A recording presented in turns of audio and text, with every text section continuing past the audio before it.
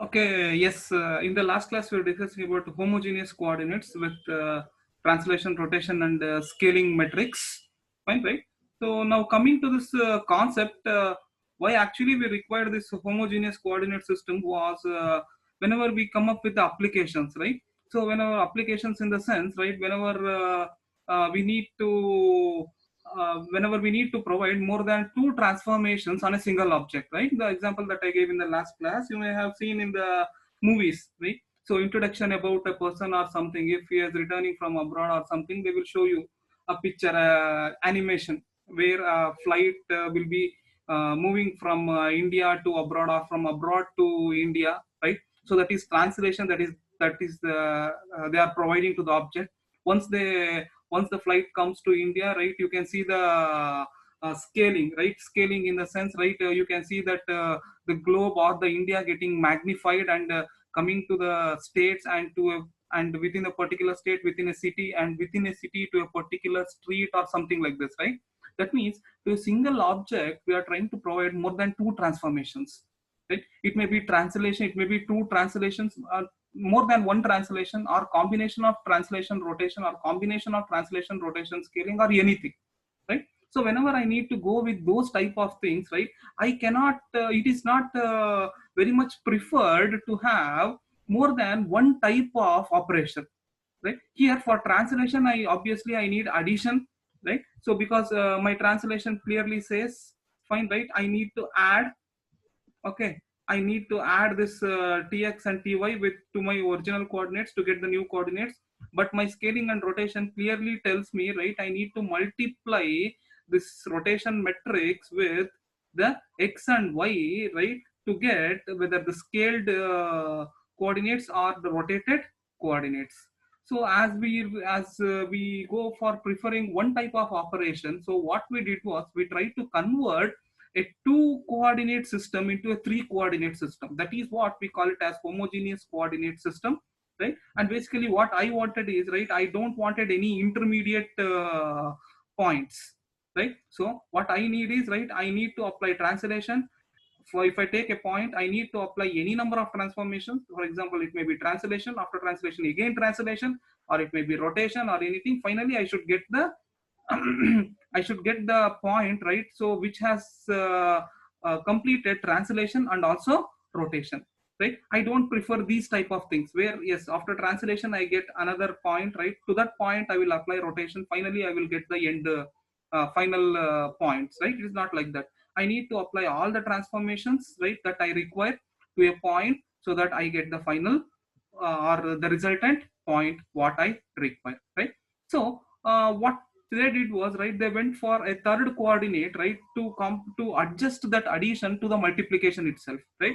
And that is where, right, we came up with the concept of homogeneous coordinate system, where it was a two-dimensional geometric transformation was converted into 3x3 matrix to adjust that translation part. Fine, right? So now coming to the next part, right? So we need to know this. Yes, right. We need to know this, right? So translation metrics, rotation metrics, and scaling metrics, right? These things are the basic things that you need to know, right? Which you will, where the questions comes, where you need this to solve the problems. Okay, right? Once they give you the problems, you need these things to solve the problems. Fine, right? So now, yes, coming to this is the translation metrics, right? Homogeneous translation metrics: 10 tx, 01 ty, 001, right? So if they give you any point x, y, right, and if they give you this tx, ty, right, you should be in a position to calculate new x dash and y dash using this translation metrics, right? You should remember these three things, right? This is the translation metrics, this is the rotation metrics, and this is the scaling metrics, right? So what is the use of this is, right, so if they ask you to calculate the translation of any point from any vertex, right, that is movement of any point from a particular distance, right? So if they give you a point and if they give you this tx and ty, right, so if you multiply that point xy with this particular matrix, you will be getting the new coordinates which would have been translated by tx and ty, right? You can clearly see this in this yes, where is that, right? So in this particular okay, right? So see, for translation, right, they clearly say x dash y dash side x dash is equal to x dash y dash 1, right? This is equal to 102x 01 ty 001 into x y 1, right? That means if you know the point and if you know tx and ty, right, if you multiply this, this is the translation matrix, if you multiply this translation matrix with my original point, right, I should be getting this x dash, right? So here x dash is nothing but, right, so 1 into x plus 0 into y plus tx into 1, that is x dash is equal to x plus tx only, fine. Y dash is equal to y plus ty only, fine, right? So now on the same lines, right, next is coming to this rotation, okay, right? So this is the rotation matrix that you need to remember, okay, right? This is the rotation matrix, right? Once they give you any point that you need, right, so along with that point, right, if they give you the angle of rotation and if they specify the direction of rotation, right, you should be in a position to calculate new x dash and y dash, fine, right? So angle of rotation you will substitute in this theta, okay, right? So xy they will be giving you a point, right, for which you need to rotate, right, and they will be giving you the angle of rotation, right, and they will also be specifying you the direction of rotation. Direction of rotation means anti-clockwise or clockwise, right? So if it is anti-clockwise direction, yes, this is the rotation matrix, okay, right? So if it is a clockwise direction, right, the same matrix, right, only change is, right, with respect to the theta, with respect to the sign of sine thetas, right? So theta becomes minus theta, cos of minus theta is cos theta only, right? So what happens is the same matrix I will use, right? If the direction that they have given is clockwise direction, right, so this minus sine theta becomes plus sine theta and this plus sine theta becomes minus sine theta. This is the only difference, right? So this, if you know this matrix, right, if they give you the coordinate, along with that coordinate, if they give you the angle and direction of rotation, you should be in a position to calculate new rotated points, right? That is very clear in this uh, two-dimensional rotation matrix, right? Homogeneous rotation matrix, right?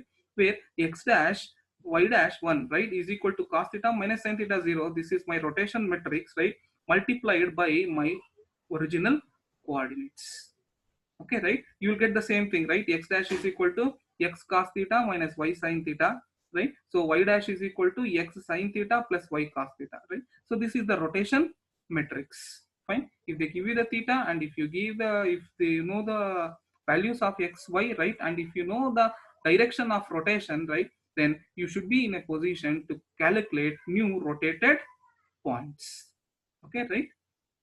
So now on the same lines, right, coming to the third one, right, that is the scaling matrix. What is scaling matrix? This is the scaling matrix, right? Now for scaling matrix also the same thing applies, right? So what same thing will apply, right? To the scaling matrix also the same thing will apply, right? If they give you a point, right, x y, right, and if they give you the scaling factors sx and sy, which you can substitute here, for sx and sy you can substitute here, right? And if they give you the point, right, so xy, right, column matrix multiplied by this matrix, right, will yield you a new will yield you the new point x dash and y dash, right? That is the scaled point, okay, right? So that is what they tell you in scaling, okay, two-dimensional rotation, and this is what two-dimensional scaling, right? So new x dash y dash is equal to x dash y dash 1 is equal to this sx 0 0 0 sy 0 0 0 1 into x y 1, right? That means x dash is equal to sx into x, that's it, right? This is 0, this is 0. Y dash is equal to 0 into x is 0, sy into y, that's it, right? 0 1, right? This is the scaling matrix, okay, right? So if they give you the point and if they give you what is the value of sx and sy, right, so you should you can multiply the scaling matrix with this, right?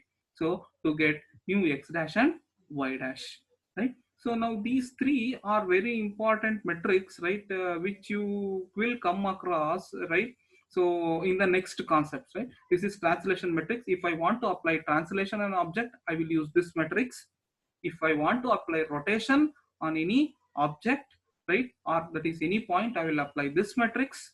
If I want to apply any scaling on a particular point, right, so I will be using this matrix, right. So kindly remember this, right. So this is the translation matrix, this is the rotation matrix, and this is the scaling matrix. Fine, right? So now coming to the next concept, right? So next concept is inverse transformations, right? So they will be asking you, right, for 6 marks. Fine, right? So give a brief note on, right, inverse transformations. Okay, right, give a brief note on inverse transformations. Fine, right. So for 6 marks they will be asking you, right. So now the concept is inverse transformation, right. What do you mean by inverse transformation? Okay, right. So inverse transformation concept. Okay, right. So give a brief note on inverse transformation, right. So yes, what is the concept of inverse transformation, right? It is just a reciprocal of those things what we did it, okay, in transformation. Fine, right. So inverse transformation, okay, right. So inverse transformations,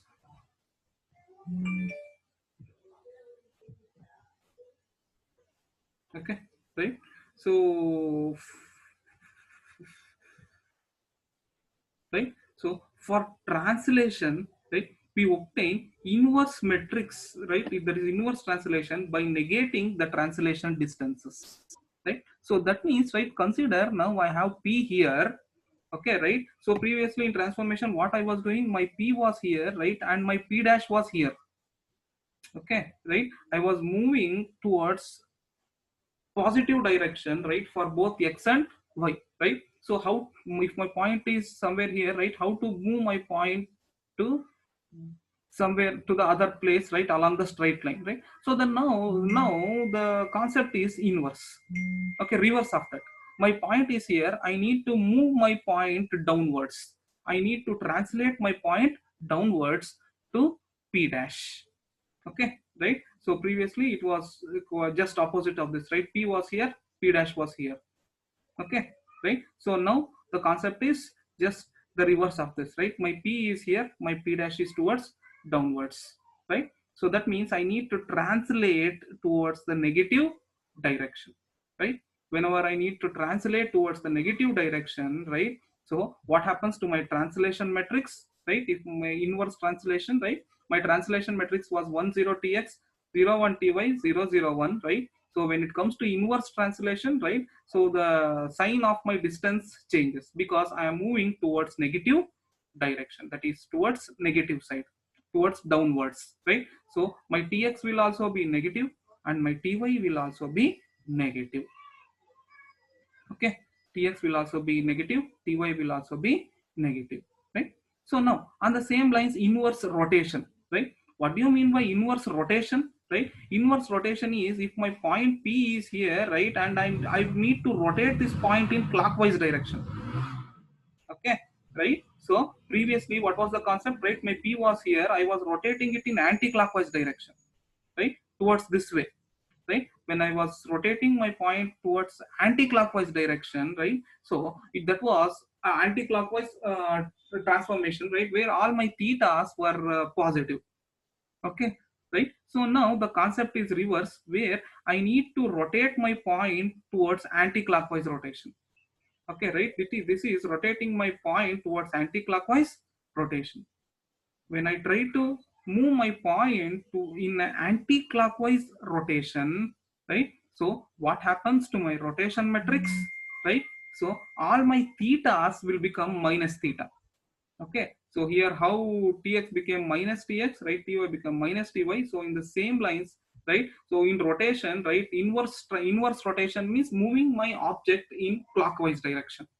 Okay, right? So normal rotation means moving my object in anti-clockwise rotation. Okay, right? So now whenever I try to move my object in clockwise direction, right, what happens is all my thetas will become minus thetas. Okay, right? All my thetas will become minus thetas, right? So minus theta in the sense, okay, minus theta in the sense, right, for cos theta, when I say minus cos, that is cos of minus theta, it is cos theta only. But when I come for sin theta, right, so sin of minus theta is minus sin theta. Okay, fine, right? So here, what was my rotation matrix? It was cos theta minus sin theta, right? So for inverse rotation, that is rotating my object in clockwise direction, what happens? Cos of minus theta will remain as cos theta only, but here it was minus sin theta, right? So here now inverse rotation means rotating my object in clockwise direction. This minus theta becomes plus theta, and this becomes sin theta. Okay, on the same lines, right, coming to here, right, so it was sin theta, right, sin of minus theta I will take it, right, so it becomes minus sin theta, and here also it is cos of minus theta, so cos of minus theta, it is nothing but cos theta only. Okay, right, this is inverse rotation, right, this is inverse translation matrix, right, and this is inverse scaling. Okay, right? So for rotation, what to say, inverse rotation is accomplished by replacing the rotation angle by its negative, right? A two-dimensional rotation through an angle theta about the coordinate origin has the inverse transformation matrix like this, right? On the same lines, coming to scaling. Okay, right? So we form the inverse matrix for any scaling transformation by replacing the scaling parameters with their reciprocals, right? So that means what is inverse scaling is, right, see, consider this is the outer point, right, which is the scaled point, which is my actual point, right? So this point is P. Okay, right?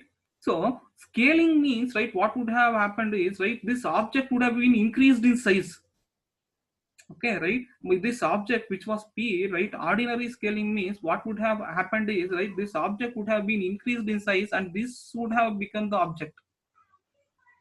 Okay, right? So now inverse scaling means what I need to do, right, with respect to scaling, right, this is my actual object, right, P, right? Inverse scaling means I need to decrease the size of the object, right? That is inverse scaling. Fine, right? Now whenever I need to do this inverse scaling, okay, right, so inverse scaling means decreasing the size of the object, right? So this means, right, this, if this is P, right, so P dash becomes this, that means it has decreased in size. Okay, right, whenever I need to apply this inverse scaling, right, what I am supposed to do is, right, so what was my scaling matrix? My scaling matrix was Sx00, right? This Sx becomes 1 divided by Sx, right? On the same lines, right, my Sy becomes 1 divided by Sy. Fine, right? So because I am decreasing the size of my object. Okay, right? So increasing the size of my object means, right, I was telling it was multiplicative, right? Where I took the example of zooming, right? Whenever you try to zoom something in your TVs or something, right, it will ask you, right, 1x, 2x, 3x, right, zooming like that. Fine, right? So and that is multiplying the x coordinate and y coordinate by some factors is zooming, right? On the same lines, right, zoom out means, right, so zoom in means it is multiplying factor. Okay, right? On the same lines, if I want to zoom out means, if I need to decrease the size of the display means, right, obviously I need to divide that, right? Increasing the size, I need to multiply it, right, with my coordinate values. Decreasing the size, obviously I need to divide that. Okay, right? So what here I am doing, right, I am here, right, so dividing, that is 1 divided by Sx, 1 divided by Sy0, right? So that means xy1, right, x is equal to 1 by Sx into x. Okay, right, that is x divided by Sx, it will become. Fine, right? So in my scaling, right, it was x into sx, right? It was multiplying factor. So here what it becomes, x into 1 divided by sx, that means x divided by sx. Fine, right? So that means it will be a decrease in size. Fine, right? So this is the concept about inverse transformations, right? Coming to inverse transformation, right, first one is translation, right? Inverse translation means, right, so moving the point towards backwards. Okay, moving the point towards backwards, this is inverse translation. Coming to rotation, okay, right? So coming to rotation, fine, right? What is inverse rotation is, right? So rotating my object in clockwise direction is become inverse rotation, right? Rotating my object in anti-clockwise direction becomes oh, normal rotation, right? Inverse rotation means rotating my object in clockwise direction becomes inverse rotation, right? So for inverse translation, obviously the distance gets decreased. So what I will do, tx and ty I will make it as minus minus, right? On the same lines, when I come for rotating my object in clockwise direction, see, clockwise direction means this way. This way means, right, what? I'm approaching towards negative side. Correct, right? This is plus, right? So if I take this Cartesian coordinate, right, this is plus plus and this becomes minus, right, towards y-axis, right? So that means, right, I'm moving towards minus. Okay, right? So in the same lines, when I talk about what is this anti-clockwise direction means if my point is here, I will be moving towards this way. This way means obviously I'm moving towards positive way. Fine, right? So the theta will be positive. On the same lines, when I move towards clockwise direction, this direction means, right, obviously I'm moving towards negative way, right? So my theta becomes minus theta, right? So this will become my inverse rotation matrix. And coming to scaling, this is my scaling matrix, right? Inverse scaling means decreasing the size of my object becomes inverse scaling, right? Scaling means increasing the size of my object becomes scaling. Okay, right? So this was the concept about inverse transformations, right? So inverse transformations, they will ask you for 6 marks, write a note on inverse transformations. Fine, right? So and this, okay, fine, right? So now coming to the coming to the next part, right? It is two-dimensional composite transformations, right? So what do you mean by composite transformation, right? Composite transformation means whenever I need to apply more than one transformation on an object. Fine, right? So the example was this where I shown. Fine, right? To my object, that is to my point P, right? I am applying more than one transformation. That is translation I am applying and rotation I am applying, right?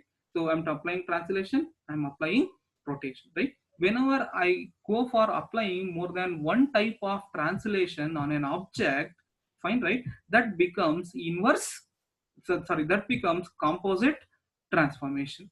Okay, right? Where is that?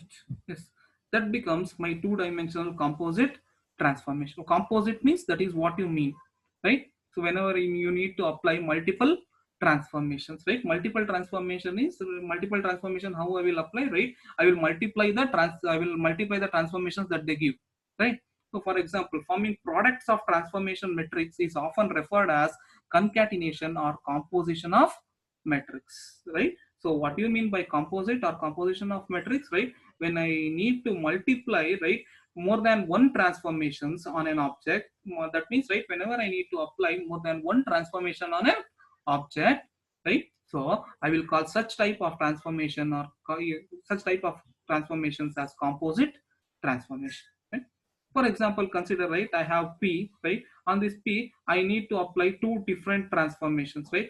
This may two different transformations. This may be two translations or two rotations or two scaling or combination of translation rotation or combination of translation the scaling, right, or rotation scaling, or it may be anything. Fine, right? How do I apply more than one transformation on an object, right? So if this is my P point P, right, I know, right, what is the metrics for translation, I know what is the metrics for rotation, I know what is the metrics for scaling, right? So what are those things, right? So Yes, this is the metrics for translation. This is the metrics for rotation. This is the metrics for scaling, right? I also know what are the metrics for inverse translation, inverse scaling, inverse rotation. This is the metrics for inverse translation. This is the metrics for inverse rotation, and this is the metrics for inverse scaling, right? When I know these metrics, right? So if I need to apply more than one transformations, right, I can easily apply, right?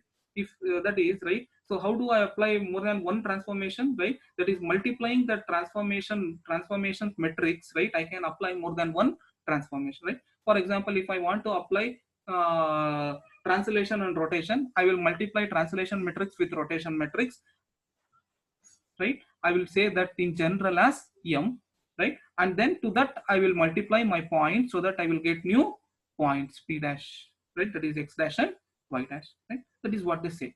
The coordinate position is transformed using the composite matrix m, right? Both m1 and m2, it may be any transformations, right? I know the transformation matrix now, right? For each and everything I will multiply this and I will keep this as m. Fine. Keep this as m. For that, I will apply any, I will multiply that with any coordinates to get my new coordinates. This is clear, right? That is what we call as composite transformations. Fine. So now composite 2D translations. Composite 2D translation means, right, if successive translations, right, I need to apply on a point, right? Tx1, Ty1 represents one translation. Second translation is Tx2 and Ty2. I need to apply both the translations on a particular point means, right, I need to multiply this Tx, so this is the first translation with my point, right? To that I need to multiply this second translation. That is, I am applying composite translation. Two translations I am applying for a particular point. That is, right, this one. I know translation metrics, right? 10tx, 10ty, 001. So my first translation matrix is tx, 1tx, 1x, 1y. Second translation is 2x, 2y, right? So what is the translation? What is the composite 2D translation matrix I get, right? This is 10tx1 plus tx2, ty1 plus ty2, and this 001, right? So this is what the metrics, right, for composite 2D translation. If I want to apply 2D translation, that is, if I want to apply two transformations on a single object, right? So my next concept is composite 2D rotation, right? So they will ask you an usual question that comes here is, right, so show two successive rotations are additive. Okay, right? So that is the general question that comes here. Fine, right? So now two successive rotations are applied to a point P, right, which produces the transform position. That means this is the first rotation that I am applying to the point P. This is the second rotation that I am applying to the same point, right? So as this multiplication is commutative, what we will do, right? R of theta 2 into R of theta 1, right, into P, right? So you know this, right? So cos theta 1 into theta 2, right? Cos of theta 1 plus theta 2, right? So now this proves that, right, two successive rotations, right, becomes additive. Okay, right? Based on this particular phenomenon, right? Where cos of theta 1 into theta 2 is cos of theta 1 plus theta 2, right? So this becomes an additive one for us, right? Multiplication of two rotations, right, now becomes additive for us, right? This is the question that they ask and this is the answer. Two rotations I'm applying for my point. So r theta 1 into theta 2, which becomes r of theta 1 plus theta 2, that is r of theta 1 plus theta 2 into p. Now this multiplicative of rotation becomes additive. Okay, this is the usual 4 mark question that they ask. Show two successive rotations are additive. Okay, and the same lines coming to this scaling, composite 2D scaling, right? So it is composite 2D scaling means I'll be multiplying two scalings, right? So this is s1x, s1y, s2x, s2y, right? So s1x into s2y, s1y into s2y. This is what I get for 2D composite scaling.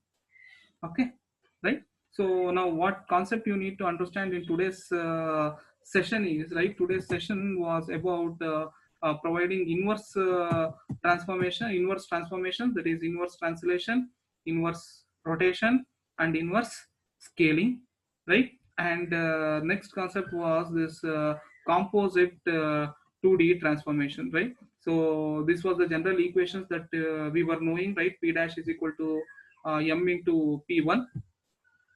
Okay, fine.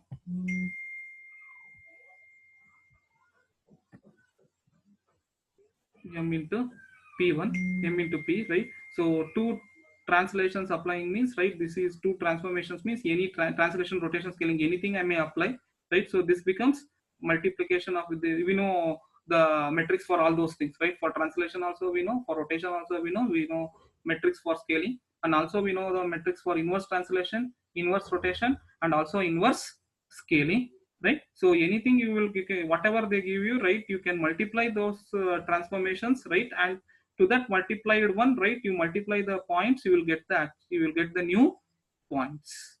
Fine, right? Okay, right? So two successive rotations are additive.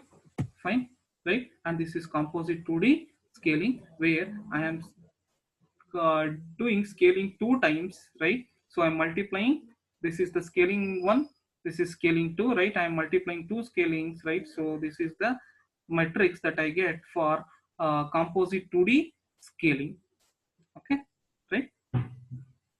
So in the next class we will be dealing with some problems related to composite transformations, right? Remember, composite transformations means, right, applying more than one type of translation on an object, right? Applying more than one type of transformations on an object means, right, I can apply two translations on an object, or two rotations, or two scaling, or combination of rotation, scaling, and transformations on a particular object.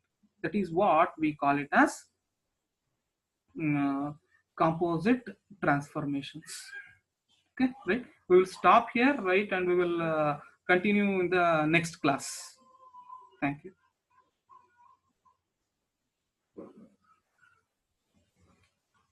Any doubts? How are you following this? Hello?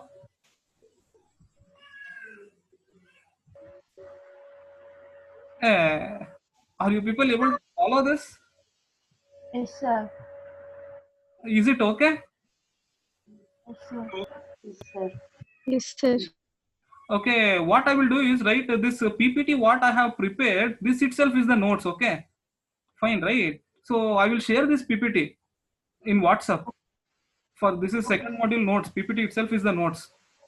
Fine, I will share this, right? You can read this one, right? I have also mentioned questions wherever questions comes. Okay, for the concept, you can read this itself. Okay, fine, right? If there are any doubts, kindly message me, right? So that when I come online, right, I can discuss that. Okay, and tomorrow's class it will be problematic one, right? So I want everyone to be there with pen and paper along with calculator, scientific calculator. I need you people need to calculate sin theta, cos theta, and all those things. Okay. Okay, thank you.